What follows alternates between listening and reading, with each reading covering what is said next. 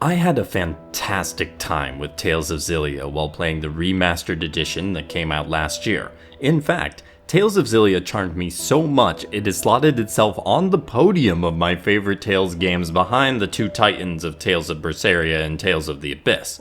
I loved its world, I liked the characters, I had a good time with the battle system, and I think that the game was made with a lot of care and thought, which is why I'm so excited for when Tales of Xillia 2's remaster comes out. On the other hand, Tales of Xillia has some of the oddest design choices in any Tales game I've played, and when I heard the claim that the game was rushed in development, I went, oh, that makes so much sense. Granted, my later research indicated that while there was plenty of content that didn't make the game due to time constraints, it does not appear to be because they rushed to get the game out for the 15th anniversary as the claims that I have heard have asserted, which had already passed by the time Xillia released. My experience with Tales of Xillia was one of a game that I loved both because of and in spite of its weirder moments. Tales of Xillia is an action RPG developed by Namco Tales Studio and published by Namco Bandai, now Bandai Namco. This was the final game developed by Namco Tales Studio before it merged with the larger Bandai Namco Studio. The game originally released in Japan in September of 2011 for the PS3. That release later got localizations for North America, Australia, and Europe in August of 2013. After that, there was little movement on bringing the game to other platforms until the Tales of Remastered project came about. Tales of Xillia Remastered includes all non-licensed restricted DLC and quality of life features such as autosave, enemy encounter toggles, retries for standard battles, and more. This remaster came out on October 31st, 2025 for Switch, PS5, Xbox Series, and PC. Tales of Xillia came out with a lot of hype when it originally released, which contributed to the game selling over 1 million copies fairly quickly. The game's critical reception was mostly positive, but with some areas that featured frequent critique. The battle system was the most universally praised aspect of the game. Some reviewers enjoyed the plot and characters, while others felt they didn't stray far from their starting archetypes. The map design received the most critique, as they were described as hollow and uninspiring. That was map specific also, because the visuals received plenty of praise with the colorful world and strong animation. While Xillia tends to lag behind franchise stalwarts like Vesperia and Symphonia, or newer games like Berseria and Arise in fan opinions, I've found many fans who really enjoy Xillia, and I fit right in with that crowd. Tales of Xillia starts off with an interesting twist on the Tales series formula because there are two protagonists with different paths you can choose. You can choose to play as either Jude, a medical student working in the capital, or Mila, a mysterious woman who can command the four great spirits. This path split does offer some additional perspectives and different areas/fights you can engage with over the story. It is not as drastic a path split as you see in other dual protagonist games with dual routes such as Scarlet Nexus. Most of the time Jude and Mila are together and you simply get an additional perspective if you play through the other's path.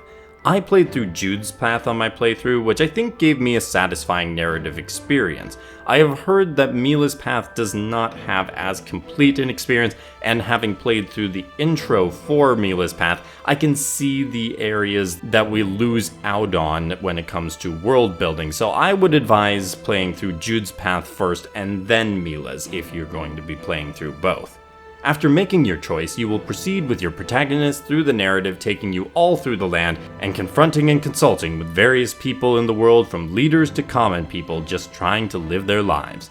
Your goal is to work with your team to prevent some of the more ambitious people from throwing the land of Rize Maxia into chaos.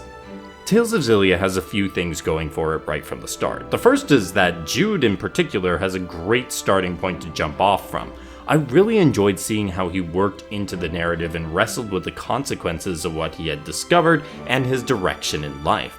Plenty of the other main cast members have similarly engaging arcs, and the thematic resonance with the overall idea of purpose and protecting the world of the main narrative is fantastic. The game actually does tackle some of the deeper thoughts of systems of power and leadership that are reliant on the good morals and application of a single person, and what happens if that person goes astray or their successor does not embrace the same values. The writing does not always keep up with those heights, which is why I understand why others felt they couldn't invest in the narrative. The plot will occasionally skip over moments that really feel like it would be important to show, wacky hijinks and humor that causes the tone to miss in certain scenes, and my personal biggest gripe with the game is how much of the plot moving forward is based on the idiocy of one particular character. Two characters in some cases. Those moments where Tales of Xillia really made me think, and the depth of a lot of the cast allowed me to mentally sidestep some of those not as compelling areas, but I understand that this is far from a flawless story, but it is a very good one in my opinion. Like all of the Tales games I've played, you explore around the field, and when you encounter enemies, you are placed in a 2.5D battle arena. You will have up to 3 other party members in battle, and as your party grows beyond 4, you can switch out of battle members into battle at any time. But you will only directly control one character at a time. Your goal is to take down all the enemies, and you can do that mainly through standard attacks and arts that use your TP, technical points. You have AC and assault counter that determines how many attacks/arts you can do in sequence before needing to disengage in some form to recover. For those who have played Tales games other than the 2D ones or Arise, this is a very familiar system. Tales of Xillia does bring some changes and unique mechanics to the system, starting with linking. During combat, you can link characters together, which gives a specific bonus ability and the chance to do link attacks at certain points in battle. Those chances come when the linked arts gauge reaches certain points, and when it reaches the top, you can do an overlimit. Overlimits allow for continuous attacks or art usage, including link arts, and are also necessary to execute the extremely powerful mystic arts. There is more to the system than just attacking though, as you can guard, use items, and run away depending on the circumstances. I found the battle system quite fun, particularly when I was using Jude.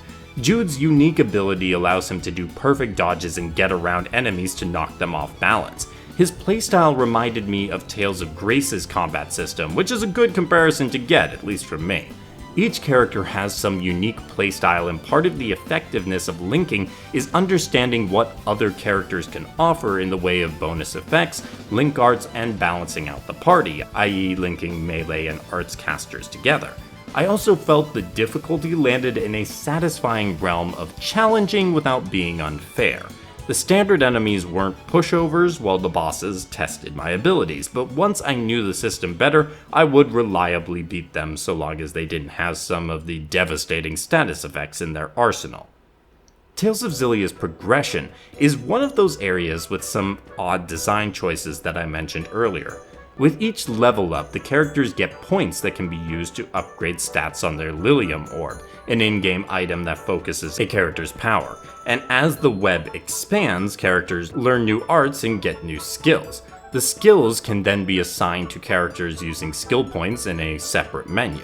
While this system is not too out there in the grand scheme of RPGs, I have never encountered a Tales of game with a similar system to the Lilium Orb. The Lilium Orb is not the only way you can power up your characters. The other main way is through upgrading equipment.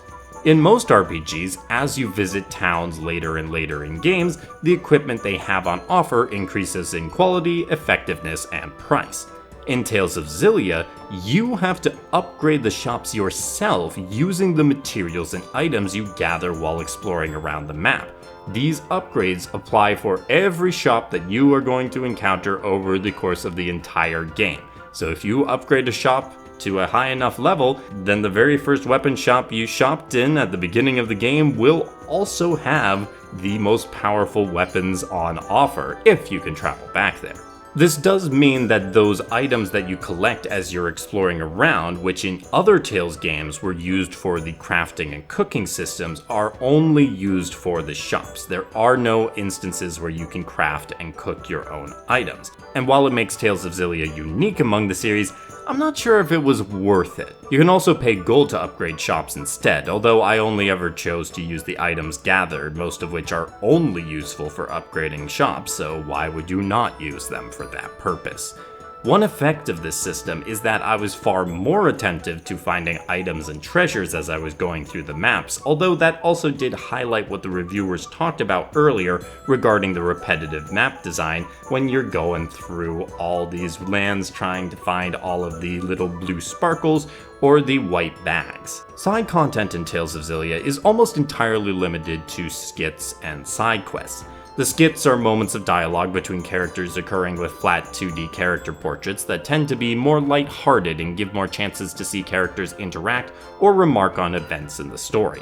There is an arena later on that you can fight in as an actual side content mission, but even that is connected to the main story and then later a specific side quest. I didn't mind this mainly because I found the side quests engaging. Some of them are traditional fetch or kill monster quests, but those were done quickly and easily and there's not too many of them, and the other quests that had longer plot lines included voice dialogue, character or world revelations, and solid rewards. I think that Tales of Xillia had a nice balance between main story content and some side content for those who want to go a little out of their way to do a little more. Presentation-wise, I love the visual style of Tales of Xillia. I think it has a great blend of color and definition that makes the world feel lived in and the characters vibrant. This is accentuated in the animation as the characters are dynamic in action both in the animated cutscenes and with the in-game models.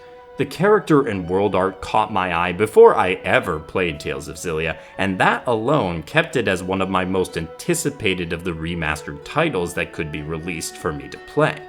The remastering of the visuals also does a good job of improving the graphics and lighting without taking away from the original feeling of the scenes, which is always a risk when you are upscaling or changing things up in a remaster/remake.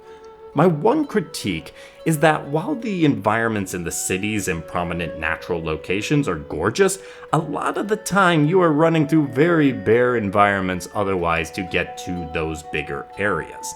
The music from Motoi Sakuraba is reminiscent of a lot of other Tales titles, which is good in that it evokes similar feelings, but not as good because the soundtrack does not stand out compared to other ones in the series. The voice acting has some really great performances from the voice cast, however there are a few where the performances fall flat.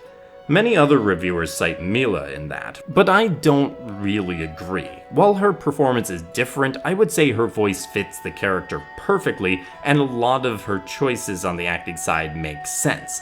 The main issue I can point to that does affect Mila, but I've seen worse in other characters, is when the vocal energy does not match the energy of the animation or the stakes of the scene, and that to me speaks more to the voice direction than the voice acting. The mismatches of vocal versus animation energy did reduce as the game went on, but it was noticeable, hence my choice to bring it up here in the video. The UI and UX has plenty of improvements which make the whole experience smoother and more accessible to modern audiences. I talked about a few of them earlier with autosave, toggle enemies, and other additions which are fantastic to have. There are still some vestiges of the odd design choices though, such as the amount of treasures you have to crawl through tunnels to get, or the mining level where you have a one-time smash rocks button mashing gameplay swerve. You can add in quality of life features, it's not always going to paper over the issues with the original design.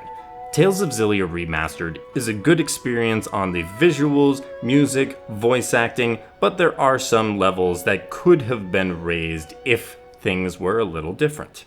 Tales of Xillia has quality gameplay, a fun story that kept me engaged throughout, and a world that looks great most of the time. If you are a Tales of fan, I certainly recommend giving Tales of Xillia, specifically the remaster, a try. And if you're looking for an action RPG to try out, I'd say this is a worthwhile pickup as well.